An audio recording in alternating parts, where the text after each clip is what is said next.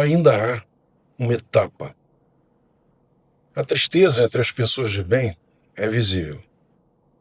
Eu acho que é a dor de ver uma injustiça sendo cometida diante de nossos olhos, nesse julgamento do pretenso golpe da primeira turma, a do Alexandre, no STF. Não há como disfarçar.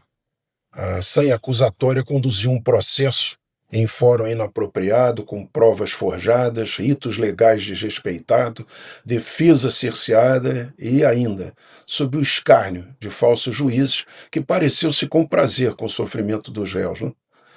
Em meio à treva, apenas uma voz se ergueu clara e firme. A palavra honesta do único juiz de carreira naquele circo jurídico. Ele apontou para o óbvio, aquilo que todo brasileiro lúcido consegue ver. Trata-se de uma injustiça. Mas sua lucidez foi abafada pela histeria da imprensa comprada, que festejou o espetáculo com a mesma alegria torpe dos grêmios universitários, já corrompidos pelo marxismo e pela anarquia. As fardas, outrora símbolos de honra e sacrifício, foram arrastadas na lama. Viu-se ali o gosto amargo da revanche histórica contra o regime militar. Mas não bastou. As sentenças absurdas ainda não satisfizeram o apetite daqueles que desejam mais do que punir, querem humilhar. Querem dobrar a espinha e arrancar toda e qualquer dignidade dos militares, para o gáudio de Lula, Dirceu e de seus comparsas comunistas. O plano agora é claro: matar em vida, caçar patentes, cortar salários e confiscar as pensões. Levar famílias inteiras à miséria, como se fosse uma segunda condenação, mais cruel e mais covarde do que a primeira. Mas para isso, resta ainda uma etapa: condenar mais uma vez os acusados em sua própria justiça, no seu próprio tribunal e pela pena de seus próprios irmãos de farda. Uma mera formalidade, pois a presidente petista da corte já adiantou com o deboche de uma rainha de copas qual será o destino. Cortem as cabeças. No entanto, ainda há uma etapa.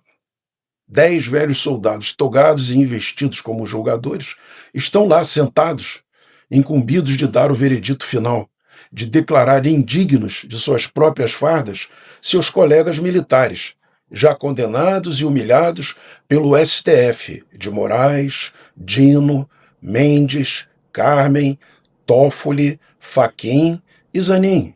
Gente que nunca fez nada pelo país, a não ser julgar em causa própria e proteger seus interesses e sugar o erário com salários astronômicos e mordomias sem fim.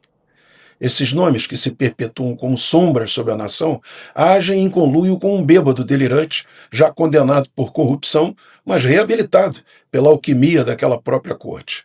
Juntos, conduzem a justiça como instrumento de vingança e poder.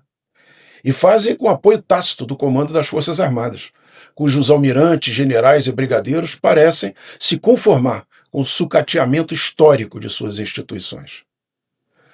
Assim lideradas na perfídia, na tibieza e na bajulação, essas forças pouco ou nenhum respeito infundiriam num pretenso inimigo externo. Mas afinal, quem precisa de inimigo externo quando o próprio governo, de braços dados com o crime organizado, se dedica dia e noite à tarefa de destruir a nação por dentro? Mas ainda falta uma etapa.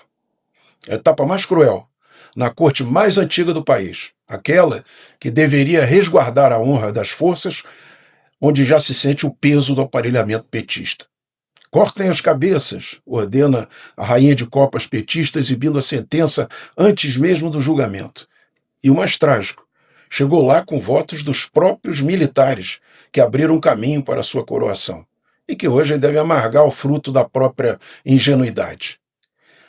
Bem, como toda a corte, não poderia faltar o bobo, um militar psicofanta e subserviente que se acostumou a arrancar sorrisos dos comunistas, aplaudindo mal, alegando a festa macabra, em troca sabe-se lá de quê ou de que conveniências. Né? Uma vez aceita a denúncia do Ministério Público Militar, os relatores terão a missão de convencer e de se convencer de que a permanência daqueles réus nas fileiras é infamante para suas próprias instituições. É assim que funciona. Mas quem são esses réus? Que crime cometeram? A resposta é clara: nenhum crime de sangue e nenhum de traição à pátria. Foram condenados pela narrativa, pela conveniência política e pela farsa de um tribunal que já havia escrito a sentença antes de ouvir a defesa. A cerimonialística não importa mais. Eles já foram julgados e esmagados, apesar da voz solitária e épica daquele único juiz de carreira que ousou se levantar contra a maré da injustiça. Cabe agora apenas esse último rito, julgar a indignidade de cada um para que sejam expulsos das fileiras, desterrados da farda, reduzidos à miséria e condenados ao desprezo de seus antigos comandados. E tudo isso com o voto decisivo de seus próprios irmãos de arma, os mesmos velhos soldados togados. E é aí que a tragédia se torna mais amarga, pois os que agora se pretende condenar não são delinquentes ou traidores da pátria. São homens que já combateram o narcotráfico nos morros do Rio, atendendo aos gritos de socorro da sociedade. São os que defenderam nossas fronteiras na Amazônia contra a ameaça das Farc, e são os que chefiaram nossos contingentes em missões de guerra e paz nos becos miseráveis do Haiti. Homens que arriscaram a vida em nome do Brasil, mas que agora se veem reduzidos à condição de réus indignos, como se a própria história de bravura que carregam fosse apagada por um veredito de conveniência. E afinal, quem são esses julgadores militares? De onde vêm? Que vida levaram? Quais são os seus valores? Em nome de quem exercem tamanha autoridade? Esses homens são egressos das mesmas fileiras dos réus. Um dia dividiram a mesma ração, cantaram as mesmas canções e marcharam sob os mesmos ideais dos que julgarão. Estiveram juntos nos quartéis, nas campanhas, sob o sol inclemente das marchas e nas noites frias das guardas. Carregam em sua própria memória a vida em comum, o laço de sangue que os liga indissoluvelmente aos que hoje julgam. São homens escolhidos por suas forças, marinha, exército e aeronáutica, entre a elite de experiência e honra. Foram alçados ao posto de magistrado para representar não apenas a farda que vestiram, mas os valores morais de coragem, lealdade, honra, dever e pátria. A eles foi confiada a nobre função da magistratura militar, não como privilégio, mas como missão, a de defender a justiça e a honra das Forças Armadas diante da nação. Nesse ponto da narrativa, amigos, perdoem-me se as lágrimas me assomarem aos olhos e insistirem em brotar, pois não consigo calar a lembrança que me atravessa a alma quando penso ouvir os dobrados longínquos do cisne branco, que em noite de lua ecoa como promessa de honra, do hino do expedicionário, lembrando a origem dos que combateram em Monte Castelo e em Montese na defesa dos povos irmãos, e do hino dos aviadores, filhos altivos dos ares, riscando os céus da Itália contra os inimigos da liberdade.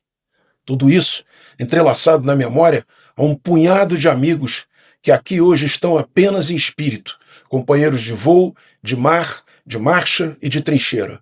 Homens de carne e osso que entregaram suas vidas por essa mesma farda, que agora é cuspida e arrastada na lama. E que ainda assim deverá ser herdada e portada com garbo pelas gerações que virão. Como? E é nesse contraste cruel entre a glória do passado e a farsa do presente que minha voz se embarga, porque já não se trata apenas de julgar réus. Trata-se de militares julgando militares apenas por terem sido leais ao nosso código de conduta.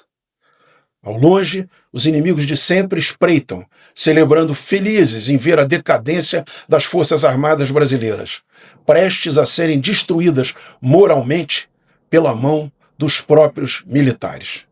No entanto, ainda há uma etapa.